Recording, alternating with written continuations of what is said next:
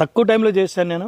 అలాగే మీరు ఇంట్లో ఈ ఫాస్ట్ ఫుడ్ అనేది ఇంట్లోనే చేసుకుని తినండి, చాలా మంచిది, ఆరోగ్యం కూడా. ఓకే, వీలైనంత సన్నగా కోసుకొని ఓ ప్లేట్లో వేసుకుందాం.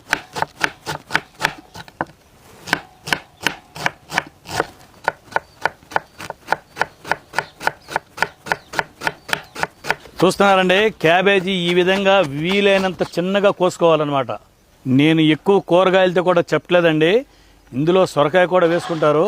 కాకపోతే నేను మాత్రం ఇప్పుడు క్యాబేజీ క్యారెట్తోనే మీకు సింపుల్గా చేసి చూపిస్తున్నాను అన్నమాట. ఇప్పుడు క్యారెట్ కూడా ఒక సగం కప్పు తురుముకుందాం. ఈ క్యాబేజీ క్యారెట్ ఇలా ప్లేట్లో రెడీగా పెట్టుకొని పావు కప్పు మైదా వేసుకుందామండి.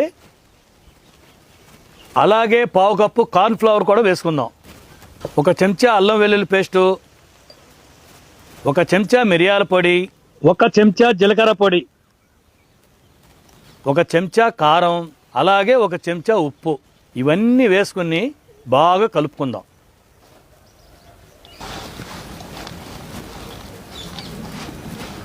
ఇదిగోండి, ఈ విధంగా కలుపుకున్న తర్వాత ఒకే సైజులో గుండ్రంగా బాల్స్ చేసుకుని పక్కన పెట్టుకుందాం.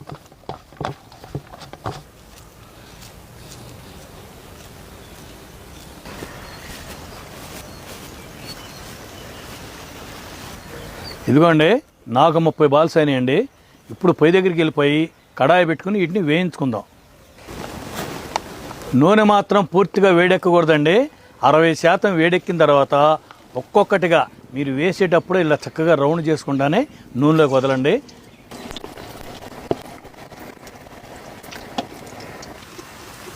ఇదిగో చూసారా, ఒక్కటి కూడా విడిపోకుండా అన్నీ పర్ఫెక్ట్గా ఉన్నాయి.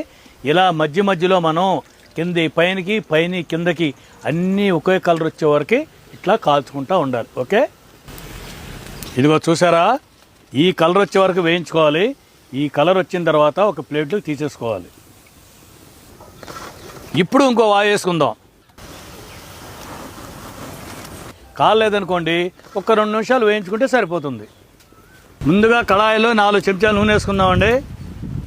ముందుగా వెల్లుల్లి వేస్తే నూనె అంతా మంచి ఫ్లేవర్ వస్తుందండి. వెల్లుల్లి ఈ కలర్ వచ్చాక ఉల్లిపాయలు వేద్దాం.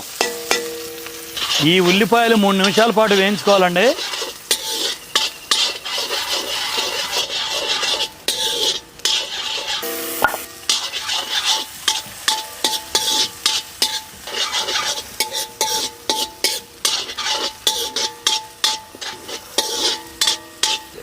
ఇప్పుడు వెంటనే పచ్చిమిర్చి చేసేసుకుందాం. ఇదంతా ఒక